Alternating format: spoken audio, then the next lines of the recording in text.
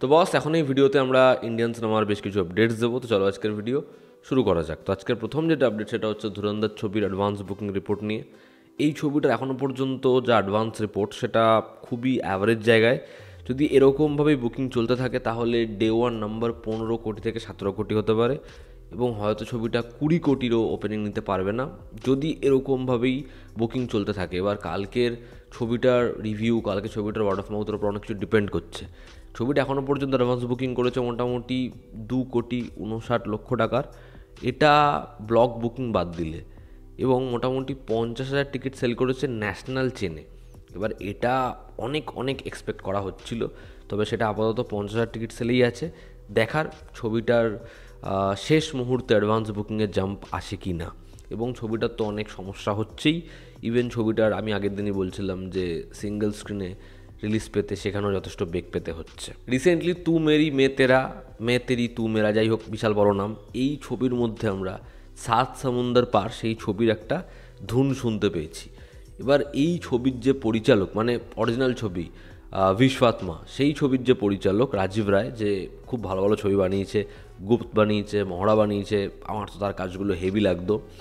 তো সে এই যে কার্তিক আরিয়ান আন্না পান্ডে ছবিটা, এই ছবির আগেইনস্টে কিন্তু সে কেস করেছে। এবার যার কারণ হচ্ছে এই থিম ইউজ করার আগে তার থেকে কোনো রকম পারমিশন নেওয়া হয়নি। এবার দেখুন, এই লোকটাই কিন্তু ব্যাডস অফ বলিউডে যে গানটা আছে গুপ্তের, সেটা ব্যবহার করতে দিয়েছে। এবার তার ছবির যে এই গানগুলো, সেগুলো কিন্তু কোনো মিউজিক কোম্পানির কাছে স্টোর নেই, এগুলোর রাইট তার কাছেই আছে, সে কোনো কোম্পানিকে দেয়নি। এবার শাহরুখ খান তারা কিন্তু যখন তাকে অ্যাপ্রোচ করেছিল সে কিন্তু টাকা নেয়নি, তারা অ্যাপ্রোচ করেছিল এবং সে কিন্তু সেই গানটা ব্যবহার করতে দিয়ে দিয়েছে। কিন্তু এখানে তার থেকে পারমিশন নেওয়া হয়নি এবং গানটাকে তারা ব্যবহার করেছে, যে কারণে এই ছবিটা এখন বিশাল বড় সমস্যায়। একটা হেলদি নাম্বার পে করতে হবে, আদারওয়াইজ এই গানটা নিয়ে এই ছবিটা সমস্যায় ভুগবে। পরবর্তী যেটা আপডেট, আমি দুদিন আগের একটা ভিডিওতেই বলছিলাম লোকেশ এবং আল্লু অর্জুনের ম্যাসিভ কোলাবোরেশন হতে পারে।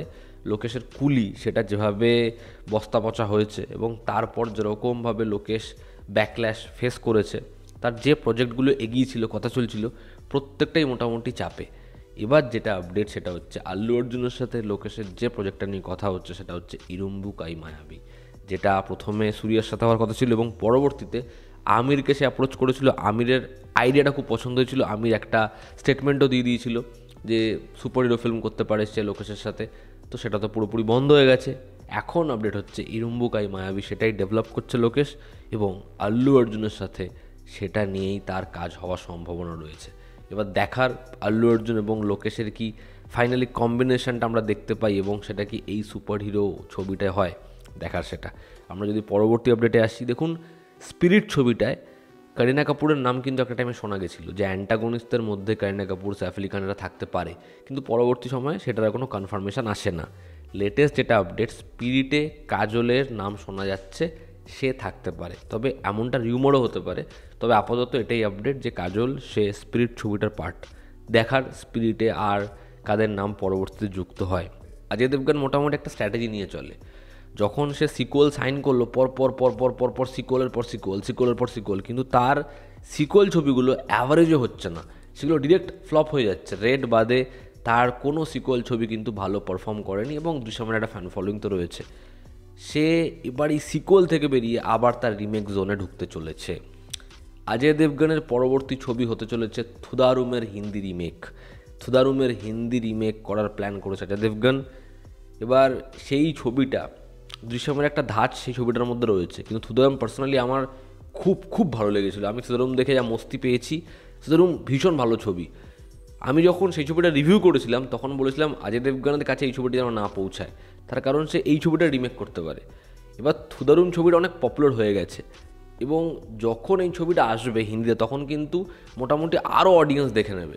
ডাউট হচ্ছে অজয়ের রিমেকগুলো কি সত্যি চলবে, দেখার। তবে থুদারুমের রিমেকের কথা চলছে অজয় দেবগনের সাথে। প্রভাস অভিনীত রাজা সাহাব, যেটা 9 জানুয়ারি আসতে পারে, তো সেই ছবির যে রান টাইম সেটা হচ্ছে 3 ঘন্টা 15 মিনিটের। তো হরর কমেডি হিসেবে সবথেকে বড় ডিউরেশনের ছবি হচ্ছে এটা। দেখার ছবিটা হয় কেমন এবং ছবিটা কি বক্স অফিসে ব্যাপক নাম্বার আনতে পারে।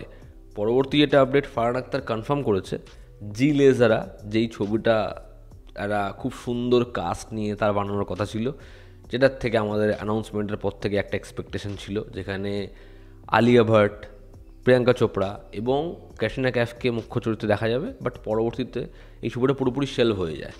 তবে লেটেস্ট আপডেট ওয়াইজ এই ছবির জন্য এই 3 অ্যাক্ট্রেসের ডেট পাওয়া গেছে এবং খুব শীঘ্রই একটা অফিসিয়ালভাবে ঘোষণা আসবে এবং ছবিটার কাজ হয়তো শুরু হবে শীঘ্রই। এবং আজকের অন্তিম যেটা আপডেট সেটা হচ্ছে শাহরুখ খান এবং ফারাহ খানের কোলাবোরেশন। শাহরুখ খান এবং ফারাহ খানের কোলাবোরেশন এটা বোধহয় অনেক দিন পর হচ্ছে। 2014 সালে তাদের লাস্ট হ্যাপি নিউ ইয়ার এসেছিল। লেটেস্ট আপডেট ওয়াইজ কিংয়ের পর শাহরুখ খানের পরবর্তী প্রজেক্ট হতে চলেছে ফারাহ খানের সাথে।